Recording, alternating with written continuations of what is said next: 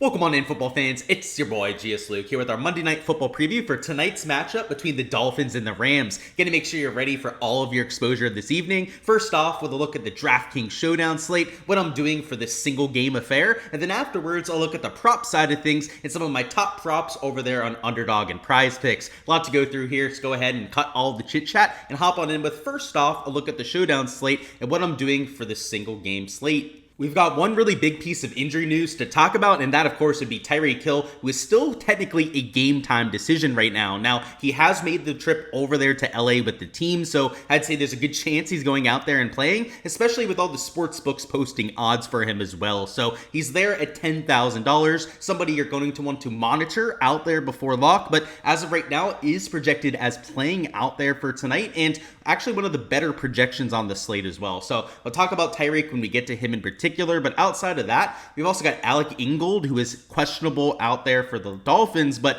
not nearly as big of an impact player. So it's more Tyreek Hill that we're going to be keeping an eye on tonight, but outside of that, LA pretty much healthy across the board. They're going to have Puka coming back from his ejection, and also a few linemen out there for the Rams. They'll be healthy this time around. So two offenses that are going to pretty much have their full complement of players, especially if Tyreek Hill is playing, and I could see this being a shootout tonight. And from the ownership perspective, unfortunately, I think the most popular game script out there in large field contests is going to be that 3-3 game script. You've got a closely competitive game here, right? Less than a 3-point spread in most books, and also a relatively high total at nearly 50 points. So I think a lot of those 3-3s, whether it's even in single entries or the large field GPP, are going to be the most prominent build. And I tend to agree with that. I think we could see a high scoring affair here, partially because of each team getting healthy. You've got Tua getting more comfortable coming back from his devastating concussion. And then LA, with all of their pieces on offense, they are more than capable of going out there scoring 25, 30 points. So it wouldn't surprise me whatsoever if you saw that sort of game, which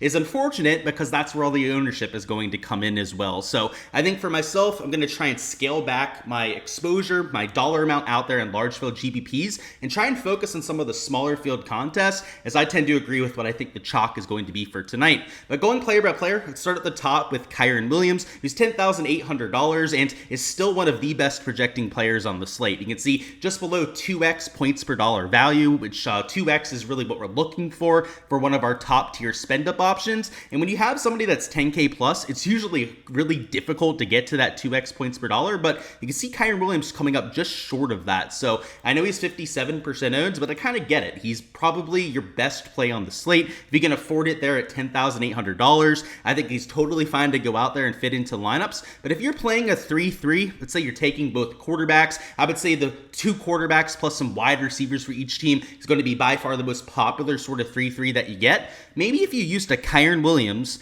maybe even took Matthew Stafford out of the lineup, right? Assuming that Kyren Williams is stealing some of those touchdowns, you could still play a 3-3 lineup tonight and get different to what the rest of the field is doing. So we'll talk about that as we get to some of the other options to maybe get off of that chalk. But from Tyreek Hill the whole way down here to these quarterbacks, Puka, I mean, even Devin Achane is going to get treated like a wide receiver by a lot of the player pool out there. This is where you're going to see those 3-3s really come in. So Williams is also expensive. He kind of is prohibitive when it comes to that salary component, but from Tyreek Hill, who's only about $10,000, I'd first off argue that that's a very reasonable price tag for him. The whole way down to Matthew Stafford here at $8,600, they're all very affordable and easy to fit into lineups. So it's not just the game script, not just the total that I think is going to lead to people playing these 3-3s, but also the salary component where it's real easy to fit 3 or 4 of these into a lineup. So whether it's Tyreek Hill the whole way down here to Stafford, as I mentioned, look at the projected ownership. There's not one player below 40% combined ownership there,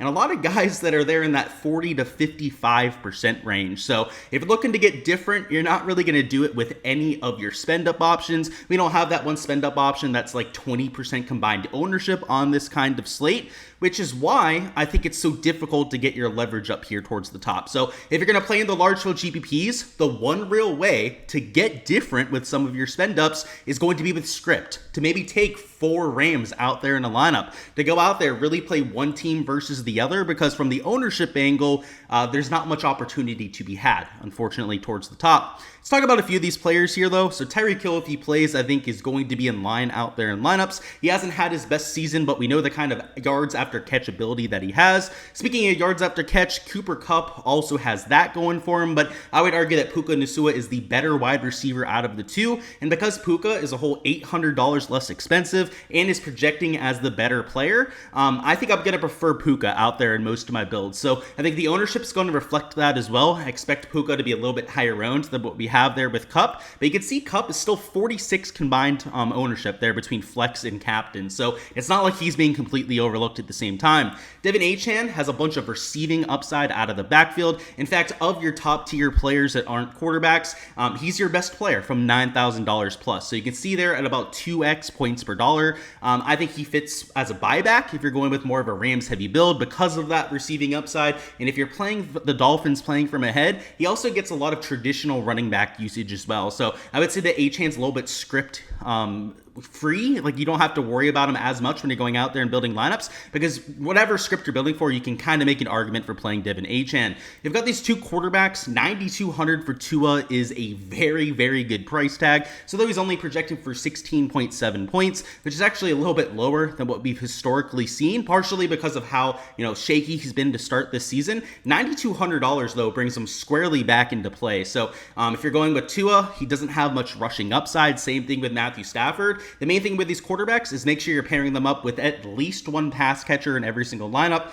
if not 2+, if you're really going for that correlation. You've got Puka down here at $9,000. He's my favorite play on the entire slate. He's going to be my favorite captain play as well, but unfortunately is the highest owned captain out there on the slate. And you can see why I want to avoid some of these large field GPPs. If I'm going to be playing a lot of this chalk, if I'm going through the player pool and I'm like, hey, I really like that guy. Oh, he's like 65% owned, then adjust your exposure, right? Take yourself out of some of those large field contests. If you're playing Puka at captain, like I'm going to be doing in a lot of cases, it's going to be hard to get that much leverage at that position. Raheem Mostert, worth pointing out that I think he's going to lose some of his usage this week. He's had a little bit of a fumbling problem this season, and in the media this week, you had Mike McDaniel say that there's a good chance that Jalen Wright starts to get some extra usage. So if that were to be the case, I don't think that's going to come from a Devin Achane, who's been really solid this year. Probably going to come from Raheem Mostert, who's had a few troubles recently. You've got Jalen Waddle down here at $6,600. I still got Tyreek Hill projected in, but if for some reason Hill was out, Jalen Waddle would become the clear mid-tier option that you're jamming into lineups. So as of right now, about 33% combined ownership, but if he was going to be the number one wide receiver, you're probably looking at least 50% ownership there. So I think as of right now, assuming that Tyreek Hill plays, he's actually a decent option for some leverage here in the 6K range. I prefer him over DeMarcus Robinson with both of those wide receivers there for the Rams. He's not going to get enough usage to pay off that salary very often. Now he has the upside because he is a big play wide receiver, but more of a GPP flyer, if anything, there at $5,600. These kickers are both juiced towards the over for their 1.5 field goal props, so I think they're well within play. It's why their projections are solid in terms of their points per dollar value, but kickers aren't really ever going to get you excited to go out there and use them, so I usually about match the field on those sort of players, and that's kind of what I'm looking at here for this evening.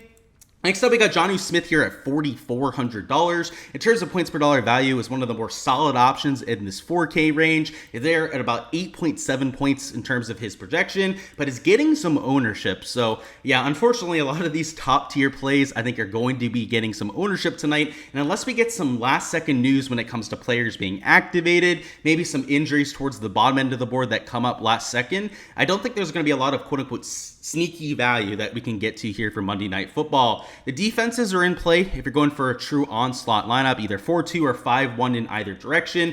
I'm not as bullish about the defenses as I could see this being a high-scoring game, but if you think it's going to be a low-scoring game, then go out there and use these defenses. I don't think they're going to be getting very much ownership, if at all, out there tonight. Colby Parkinson is going to be in play, but he's been a very pedestrian option here in 2024. Even as the number one tight end, is only projecting for about 5 fantasy points. Tutu Atwell, kind of like you had with Robinson before, big play threat, but is going to need extra usage to get there. So with Puka and Kupp, is not my favorite play. If Raheem Mostert's going to see less usage here tonight, maybe Jalen Wright soaks up some of those snaps there at running back. He's been one of the more productive backs out there for Miami all year. Relatively high yards per carry, also can catch balls out of the backfield. So I think that he's in play, especially in large field GPPs. You got Odell Beckham Jr. down here. Hasn't played that many snaps out there for the Dolphins. Maybe he could catch a touchdown in the red zone though, so I don't want to say he's unplayable in large field GPPs, but that is probably the only sort of exposure that I'd get to if you had to get different in a large field contest. You got Blake Corum. He has been seeing some snaps out there for the Rams, but Kyren Williams is the guy that you want, and unless you're in a large field GPP hoping he vultures a touchdown or something, you probably don't want him at $1,200 either. And in terms of your pure punts towards the bottom end of the board here, I would say Hunter Long would be my favorite. They're at about 2.5x points per dollar. Davis Allen, also a tight end out there for the Rams. These two are going to play snaps at least out there for LA. So if you're going for a pure punt, you could go with one of these two guys down low. Maybe an Alec Ingold. Obviously, make sure he's active out there before lock. There's not that many guys down here, though, that you feel good about. So I'm not going to be punting towards the bottom very often unless it's in that small little bit of large field GPP exposure that I'm getting to. And rather, I'm going to try and take more of a balanced approach with my salary. So unfortunately, that's going to keep me off of guys like a Kyren Williams, even a Tyreek Hill at captain very much. And is more so why I like an Achane at captain, why I like a Puka down here at $9,000. Captain only cost you $13,500 because if you're a little bit more reasonable about who you're taking at captain, I'd even say these quarterbacks are in play for a captain play tonight, especially if you're going with like a 3-3 lineup to go out there and take it down, as it's going to let you spend up for a few other guys here in the 8K plus range and not have to take a $200 or a $600 player at the very bottom end of the board. So you've got to be thinking about your lineup construction when you're going out there, selecting a captain, some of your top end spend ups. And for me, it's a lot of 3-3s, competitive, relatively high scoring game scripts that I'm going with, and I'm being pretty balanced out there with my salary as well. And now for the prop side of things, where we've got two props I've already entered, you might want to keep an eye on yourself. So these are going to be over here on Underdog for tonight. I believe you can get the Puka line over there on Prize Picks, but it's a little bit higher than what we have here in Underdog. And we don't have this Tyreek Hill line posted, or at least as of right now. They might end up posting it because of what we talk about here in a minute. He is closer to even money now, so I'd say there's a good chance that he gets posted there in Prize Picks, but you get a slightly higher payout over here in Underdog with the boosted payout, and like I said, the lower number there in Puka. So if you're going to enter this, definitely recommend entering it on Underdog, but I guess if you wanted to, you could do it over there on Prize Picks as well. So first prop we're going to go through is this over on Tyreek Hill reception. So he's at a 1.05x multiplier, and he was just under heading into tonight.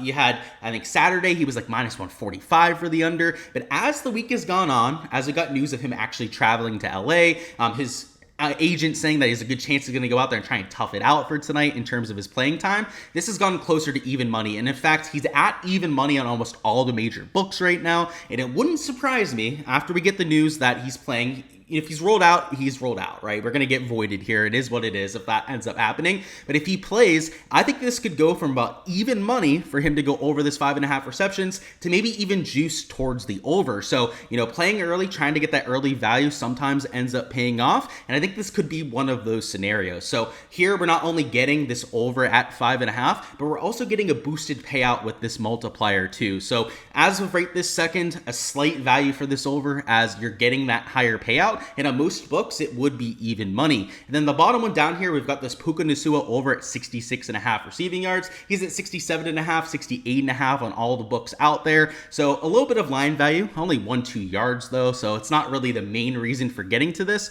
Puka though has a very solid matchup against this Dolphins team. First off, he's at 5.5 receptions in books and juiced heavily towards the over. Somebody that averages well over 10 yards per reception as well. So you got to like that. And he's a yards after catch kind of guy. He's a very physical wide receiver, and what I've known about the Dolphins, seeing them play a lot this year, is that they have a lot of tackling issues in the secondary, and going against a player like Puka that is so physical against those smaller bodies, I think he's going to have at least one big play after the catch, if not multiple, like you've seen here in 2024. So last week he ended up getting ejected for what was a stupid reason in my opinion. He did not actually throw a punch and got ejected from the game. I think he's going to be a little bit extra fired up, some extra motivation perhaps after after letting his team down a little bit there last week. And he's down here at 66.5 yards, which is a very soft projection for the kind of player that Puka is. So you've got the secondary of the Dolphins. They have not been that solid, not stout against opposing teams through the air, especially when Puka can hide in the slot. So if you're worried about Cooper Kupp, he could be having some matchups against Jalen Ramsey out there. Same thing with Puka. Like, I'm sure he'll see Jalen Ramsey a little bit out there,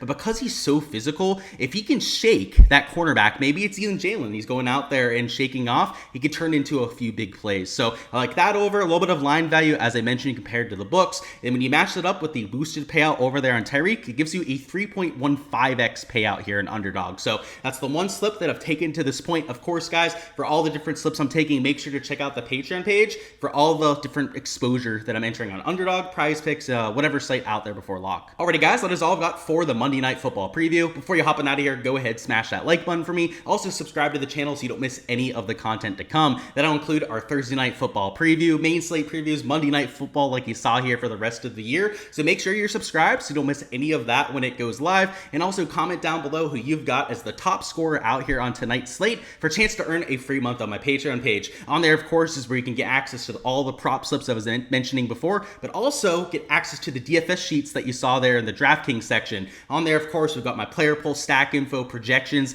as they update there before lock, and you can get an idea of exactly what I'm doing out there on every single slate. So for a chance to earn that, go ahead, comment down below who you've got as the top scorer, and also give me their projection within 2 fantasy points. It'll be their raw score, no captain scoring, any of that kind of jazz. Give me your top score, their projection, and if you get that within 2, you will win that free month automatically. So best of luck out there with your contests. Best of luck out there with the giveaway as well. Hopefully we can make this one to remember and hopefully get into the profit out there on both sides as well.